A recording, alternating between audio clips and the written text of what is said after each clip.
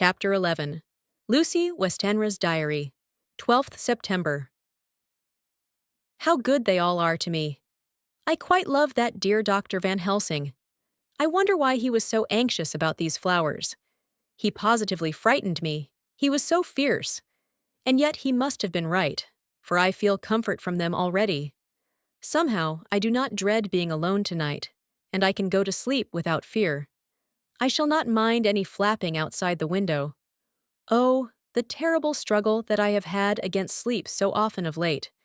The pain of the sleeplessness, or the pain of the fear of sleep, with such unknown horrors as it has for me.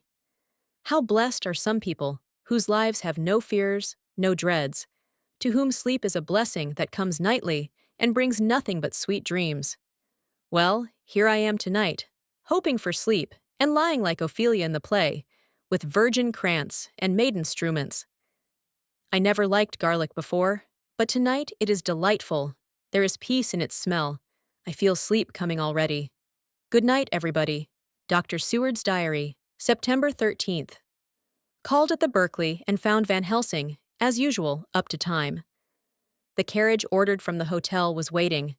The professor took his bag, which he always brings with him now. Let all be put down exactly.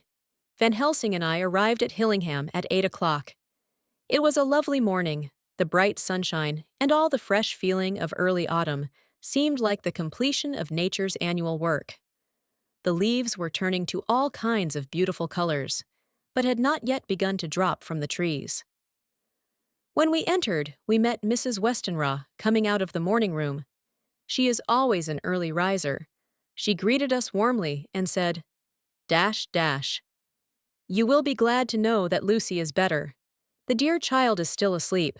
I looked into her room and saw her, but did not go in, lest I should disturb her." The professor smiled and looked quite jubilant. He rubbed his hands together and said, "Aha! I thought I had diagnosed the case. My treatment is working." To which she answered, "You must not take all the credit to yourself, doctor. Lucy's state this morning is due in part to me." "How you do mean, ma'am?" asked the professor. "Well, I was anxious about the dear child in the night, and went into her room. She was sleeping soundly, so soundly that even my coming did not wake her. But the room was awfully stuffy. There were a lot of those horrible, strong-smelling flowers about everywhere, and she had actually a bunch of them round her neck. I feared that the heavy odor would be too much for the dear child in her weak state. So I took them all away and opened a bit of the window to let in a little fresh air. You will be pleased with her, I am sure." She moved off into her boudoir, where she usually breakfasted early. As she had spoken, I watched the professor's face and saw it turn ashen gray. He had been able to retain his self-command whilst the poor lady was present, for he knew her state and how mischievous a shock would be. He actually smiled on her as he held open the door for her to pass into her room. But the instant she had disappeared, he pulled me, suddenly and forcibly, into the dining room and closed the door. Then, for the first time in my life, I saw Van Helsing break down. He raised his hands over his head in a sort of mute despair, and then beat his palms together in a helpless way. Finally, he sat down on a chair, and putting his hands before his face, began to sob, with loud, dry sobs that seemed to come from the very racking of his heart. Then he raised his arms again, as though appealing to the whole universe. "God! God! God!" he said. "What have we done? What has this poor thing done that we are so sore beset? Is there fate amongst us still, sent down from the pagan world of old, that such things must be, and in such way? This poor mother, all unknowing, and all for the best, as she think, does such thing as lose her daughter, body and soul. And we must not tell her, we must not even warn her, or she die, and then both die. Oh, how we are beset! How are all the powers of the devils against us?" Suddenly, he jumped to his feet. "Come," he said. "Come, we must see and act. Devils or no devils, or all the devils at once, it matters not. We fight him all the same." He went to the hall door for his bag, and together we went up to Lucy's room. Once again, I drew up the blind, whilst Van Helsing went towards the bed. This time he did not start as he looked on the poor face with the same awful waxen pallor as before. He wore a look of stern sadness and infinite pity. "As I expected," he murmured, with that hissing inspiration of his, which meant so much. Without a word, he went and locked the door, and then began to set out on the little table the instruments for yet another operation of transfusion of blood. I had long ago recognized the necessity and begun to take off my coat, but he stopped me with a warning hand. "No," he said. "Today you must operate. I shall provide. You are weakened already." As he spoke, he took off his coat and rolled up his shirt sleeve. Again the operation, again the narcotic, again some return of color to the ashy cheeks, and the regular breathing of healthy sleep. This time I watched whilst Van Helsing recruited himself and rested. Presently he took an opportunity of telling Mrs. Westenra that she must not remove anything from Lucy's room without consulting him, that the flowers were of medicinal value, and that the breathing of their odor was a part of the system of cure. Then he took over the care of the case himself, saying that he would watch this night and the next, and would send me word when to come. After another hour, Lucy waked from her sleep, fresh and bright, and seemingly not much the worse for her terrible ordeal. What does it all mean? I'm beginning to wonder if my long habit of life amongst the insane is beginning to tell upon my own brain. Lucy Westenra's Diary, 17th September. 4 days and nights of peace. I am getting so strong again that I hardly know myself. It is as if I had passed through some long nightmare and had just awakened to see the beautiful sunshine and feel the fresh air of the morning around me. I have a dim half-remembrance of long, anxious times of waiting and fearing, darkness in which there was not even the pain of hope to make present distress more poignant, and then long spells of oblivion, and the rising back to life as a diver coming up through a great press of water. Since, however, Dr. Van Helsing has been with me, all this bad dreaming seems to have passed away. The noises that used to frighten me out of my wits, the flapping against the windows, the distant voices which seemed so close to me, the harsh sounds that came from I know not where and commanded me to do I know not what, have all ceased. I go to bed now without any fear of sleep. I do not even try to keep awake. I have grown quite fond of the garlic, and a boxful arrives for me every day from Haarlem. Tonight, Dr. Van Helsing is going away, as he has to be for a day in Amsterdam. But I need not be watched. I am well enough to be left alone. Thank God for Mother's sake, and dear Arthur's, and for all our friends who have been so kind. I shall not even feel the change, for last night Dr. Van Helsing slept in his chair a lot of the time. I found him asleep twice when I awoke, but I did not fear to go to sleep again, although the boughs or bats or something napped almost angrily against the window panes. The Pall Mall Gazette, 18 September. The Escaped Wolf. Perilous adventure of our interviewer. Interview with the keeper in the zoological gardens. After many inquiries and almost as many refusals, and perpetually using the words Pall Mall Gazette as a sort of talisman, I managed to find the keeper of the section of the zoological gardens in which the wolf department is included. Thomas Builder lives in one of the cottages in the enclosure behind the elephant house, and was just sitting down to his tea when I found him. Thomas and his wife are hospitable folk, elderly, and without children, and if the specimen I enjoyed of their hospitality be of the average kind, their lives must be pretty comfortable. The keeper would not enter on what he called business until the supper was over, and we were all satisfied. Then, when the table was cleared, and he had lit his pipe, he said, "Now, sir, you can go on and arsk me what you want. You'll excuse me refusin' to talk of professional subjects afore meals. I gives the wolves and the jackals and the hyenas in all our section their tea afore I begins to arsk them questions." "How do you mean ask them questions?" I queried, wishful to get him into a talkative humor. "Ittin' of them over the 'ead with a pole is one way. Scratchin' of their hears is another. When gents as is, flush wants a bit of a show-orf to their gals. I don't so much mind the fust. The 'ittin' with a pole afore I chucks in their dinner. but I waits till they've had their sherry and coffee, so to speak, afore I tries on with the ear scratchin'. Mind you, he added philosophically, there's a deal of the same nature in us as in them their animalies.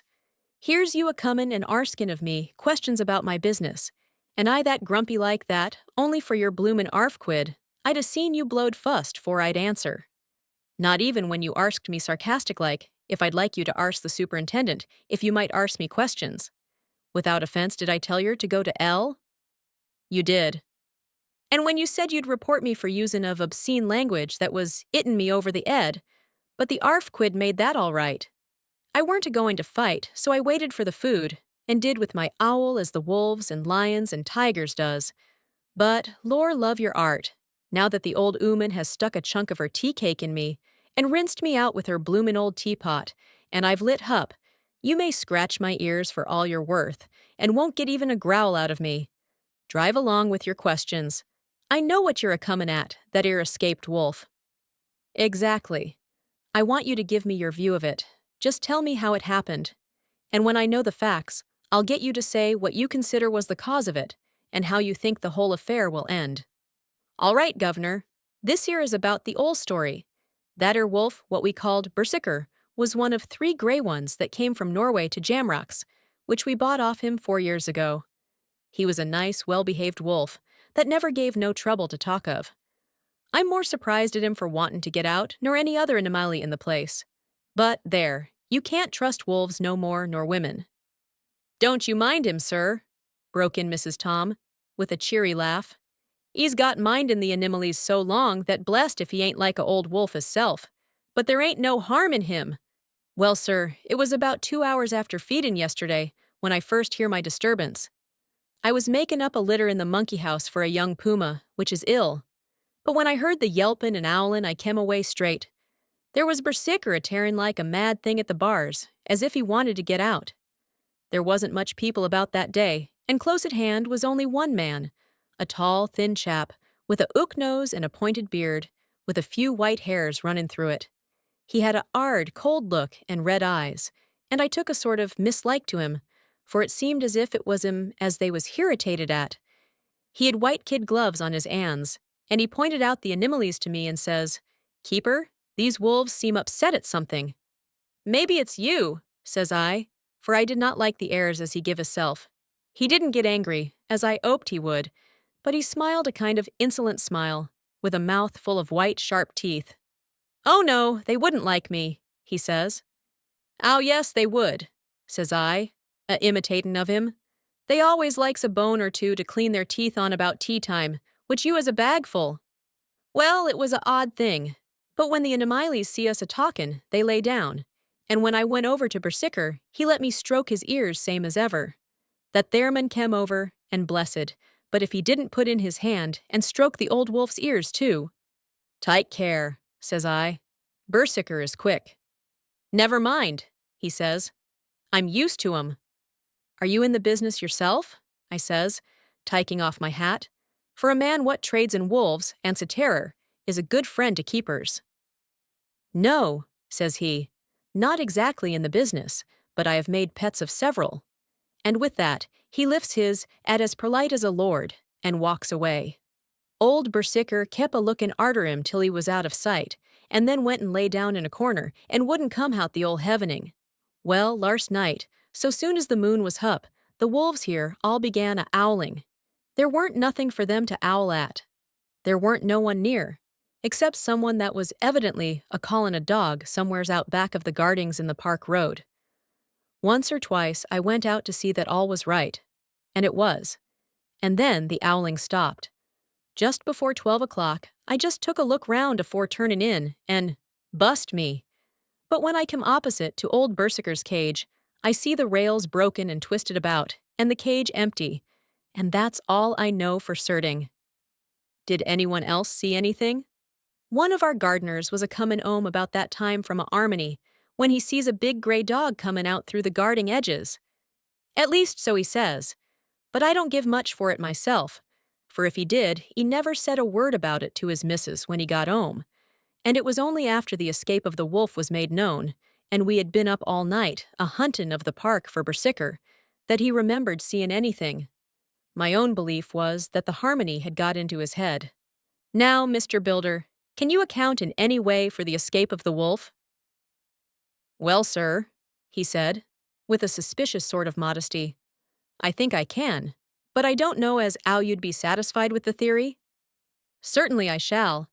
If a man like you, who knows the animals from experience, can't hazard a good guess at any rate, who is even to try? Well then, sir, I accounts for it this way. It seems to me that Wolf escaped, simply because he wanted to get out. From the hearty way that both Thomas and his wife laughed at the joke, I could see that it had done service before, and that the whole explanation was simply an elaborate sell. I couldn't cope in badinage with the worthy Thomas, but I thought I knew a surer way to his heart, so I said, Now, Mr. Builder, we'll consider that first half-sovereign worked off, and this brother of his is waiting to be claimed when you've told me what you think will happen. Right yar, sir, he said briskly. You'll excuse me, I know, for a chaffin' of ye, but the old woman here winked at me, which was as much as telling me to go on. Well, I never, said the old lady. My opinion is this, that 'ere wolf is a 'idin' of, somewheres. The gardener what didn't remember said he was a gallopin' northward faster than a horse could go. But I don't believe him, for yer see, sir, wolves don't gallop no more, nor dogs does. They not bein' built that way. Wolves is fine things in a storybook, and I say when they gets in packs, and does be chivvying somethin' that's more afeard than they is, they can make a devil of a noise and chop it up, whatever it is. But, lor bless you, in real life, a wolf is only a low creature, not half so clever or bold as a good dog, and not half a quarter so much fight in him. This one ain't been used to fightin' or even to providin' for hisself, and more like he's somewhere round the park, a-idin' and a shiverin' of, and, if he thinks at all, wonderin' where he is to get his breakfast from. Or maybe he's got down some area and is in a coal cellar. My eye, won't some cook get a rum start when she sees his green eyes a-shining at her out of the dark? If he can't get food, he's bound to look for it, and mayhap he may chance to light on a butcher's shop in time. If he doesn't, and some nursemaid goes a walkin' orf with a soldier, leavin' of the hinfant in the perambulator, well, then I shouldn't be surprised if the census is one babby the less. That's all. I was handing him the half-sovereign when something came bobbing up against the window, and Mr. Builder's face doubled its natural length with surprise. God bless me, he said, if there ain't old Berserker come back by hisself. He went to the door and opened it. A most unnecessary proceeding, it seemed to me. I have always thought that a wild animal never looks so well as when some obstacle of pronounced durability is between us. A personal experience has intensified rather than diminished that idea. After all, however, there is nothing like custom, for neither Builder nor his wife thought any more of the wolf than I should of a dog. The animal itself was as peaceful and well-behaved as that father of all picture wolves, Red Riding Hood's quondam friend, whilst moving her confidence in masquerade. The whole scene was an unutterable mixture of comedy and pathos. The wicked wolf that for half a day had paralyzed London and set all the children in the town shivering in their shoes, was there in a sort of penitent mood, and was received and petted like a sort of vulpine prodigal son. Old Builder examined him all over with most tender solicitude, and when he had finished with his penitent said, There, I knew the poor old chap would get into some kind of trouble. Didn't I say it all along? Here's his head all cut and full of broken glass. He's been a-gettin' over some bloomin' wall or other. It's a shime that people are allowed to top their walls with broken bottles. This 'ere's what comes of it. Come along, Berserker. He took the wolf and locked him up in a cage, with a piece of meat that satisfied, in quantity at any rate, the elementary conditions of the fatted calf, and went off to report. I came off too, to report the only exclusive information that is given today regarding the strange escapade at the zoo. Dr. Seward's diary. 17th September. I was engaged after dinner in my study posting up my books, which, through press of other work and the many visits to Lucy, had fallen sadly into arrear. Suddenly, the door was burst open, and in rushed my patient, with his face distorted with passion. I was thunderstruck. For such a thing as a patient getting of his own accord into the superintendent's study is almost unknown. Without an instant's pause, he made straight at me. He had a dinner knife in his hand, and, as I saw he was dangerous, I tried to keep the table between us. He was too quick and too strong for me, however, for before I could get my balance, he had struck at me and cut my left wrist rather severely. Before he could strike again, however, I got in my right, and he was sprawling on his back on the floor. My wrist bled freely, and quite a little pool trickled onto the carpet. I saw that my friend was not intent on further effort, and occupied myself binding up my wrist, keeping a wary eye on the prostrate figure all the time. When the attendants rushed in, and we turned our attention to him, his employment positively sickened me. He was lying on his belly on the floor, licking up, like a dog, the blood which had fallen from my wounded wrist. He was easily secured, and, to my surprise, went with the attendants quite placidly, simply repeating over and over again, "The blood is the life! The blood is the life! I cannot afford to lose blood just at present. I have lost too much of late for my physical good, and then the prolonged strain of Lucy's illness and its horrible phases is telling on me. I am overexcited and weary, and I need rest, rest, rest. Happily, Van Helsing has not summoned me, so I need not forego my sleep. Tonight I could not well do without it. Telegram, Van Helsing, Antwerp. To Seward, Carfax. Sent to Carfax, Sussex, as no county given. Delivered late by 22 hours. September 17th. Do not fail to be at Hillingham tonight. If not watching all the time frequently, visit and see that flowers are as placed. Very important. Do not fail.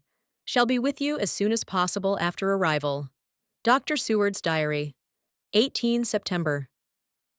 Just off for train to London. The arrival of Van Helsing's telegram filled me with dismay. A whole night lost, and I know by bitter experience what may happen in a night. Of course, it is possible that all may be well, but what may have happened?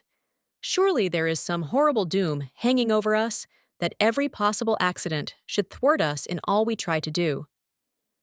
I shall take this cylinder with me, and then I can complete my entry on Lucy's phonograph. Memorandum left by Lucy Westenra. 17th September, night. I write this and leave it to be seen, so that no one may by any chance get into trouble through me. This is an exact record of what took place tonight. I feel I am dying of weakness, and have barely strength to write, but it must be done if I die in the doing.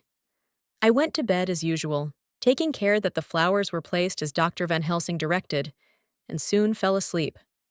I was waked by the flapping at the window, which had begun after that sleepwalking on the cliff at Whitby when Mina saved me, and which now I know so well. I was not afraid, but I did wish that Dr. Seward was in the next room, as Dr. Van Helsing said he would be, so that I might have called him. I tried to go to sleep, but could not. Then there came to me the old fear of sleep, and I determined to keep awake. Perversely, sleep would try to come then when I did not want it. So, as I feared to be alone, I opened my door and called out, "Is there anybody there?" There was no answer. I was afraid to wake Mother, and so closed my door again. Then, outside in the shrubbery, I heard a sort of howl like a dog's, but more fierce and deeper. I went to the window and looked out, but could see nothing except a big bat, which had evidently been buffeting its wings against the window. So I went back to bed again, but determined not to go to sleep. Presently the door opened, and Mother looked in. Seeing by my moving that I was not asleep, came in and sat by me. She said to me even more sweetly and softly than her wont, "I was uneasy about you, darling, and came in to see that you were all right." I feared she might catch cold sitting there, and asked her to come in and sleep with me, so she came into bed and lay down beside me. She did not take off her dressing gown, for she said she would only stay a while and then go back to her own bed. As she lay there in my arms, and I in hers, the flapping and buffeting came to the window again. She was startled and a little frightened, and cried out, "What is that?" I tried to pacify her, and at last succeeded, and she lay quiet, but I could hear her poor dear heart still beating terribly. After a while, there was the low howl again out in the shrubbery, and shortly after, there was a crash at the window, and a lot of broken glass was hurled on the floor. The window blind blew back with the wind that rushed in, and in the aperture of the broken panes, there was the head of a great, gaunt, gray wolf. Mother cried out in a fright, and struggled up into a sitting posture, and clutched wildly at anything that would help her. Amongst other things, she clutched the wreath of flowers that Dr. Van Helsing insisted on my wearing round my neck, and tore it away from me. For a second or two, she sat up, pointing at the wolf, and there was a strange and horrible gurgling in her throat. Then she fell over, as if struck with lightning, and her head hit my forehead and made me dizzy for a moment or two. The room and all round seemed to spin round. I kept my eyes fixed on the window, but the wolf drew his head back, and a whole myriad of little specks seemed to come blowing in through the broken window, and wheeling and circling round like the pillar of dust that travelers describe when there is a simoon in the desert. I tried to stir, but there was some spell upon me, and dear mother's poor body, which seemed to grow cold already, for her dear heart had ceased to beat, weighed me down, and I remembered no more for a while. The time did not seem long, but very, very awful, till I recovered consciousness again. Somewhere near, a passing bell was tolling. The dogs all round the neighborhood were howling, and in our shrubbery, seemingly just outside, a nightingale was singing. I was dazed and stupid with pain and terror and weakness, but the sound of the nightingale seemed like the voice of my dead mother come back to comfort me. The sounds seemed to have awakened the maids too, for I could hear their bare feet pattering outside my door. I called to them, and they came in, and when they saw what had happened, and what it was that lay over me on the bed, they screamed out. The wind rushed in through the broken window, and the door slammed to. They lifted off the body of my dear mother, and laid her, covered up with a sheet, on the bed after I had got up. They were all so frightened and nervous that I directed them to go to the dining room and have each a glass of wine. The door flew open for an instant and closed again. The maids shrieked, and then went in a body to the dining room, and I laid what flowers I had on my dear mother's breast. When they were there, I remembered what Dr. Van Helsing had told me, but I didn't like to remove them, and besides, I would have some of the servants to sit up with me now. I was surprised that the maids did not come back. I called them, but got no answer, so I went to the dining room to look for them. My heart sank when I saw what had happened. They all four lay helpless on the floor, breathing heavily. The decanter of sherry was on the table half full, but there was a queer, acrid smell about. I was suspicious and examined the decanter. It smelt of laudanum, and looking on the sideboard, I found that the bottle, which Mother's doctor uses for her, did use, was empty. What am I to do? What am I to do? I am back in the room with Mother. I cannot leave her, and I am alone, save for the sleeping servants, whom someone has drugged. Alone with the dead. I dare not go out, for I can hear the low howl of the wolf through the broken window. The air seems full of specks, floating and circling in the draught from the window, and the lights burn blue and dim. What am I to do? God shield me from harm this night. I shall hide this paper in my breast, where they shall find it when they come to lay me out. My dear mother gone. It is time that I go too. Goodbye, dear Arthur, if I should not survive this night. God keep you, dear, and God help me.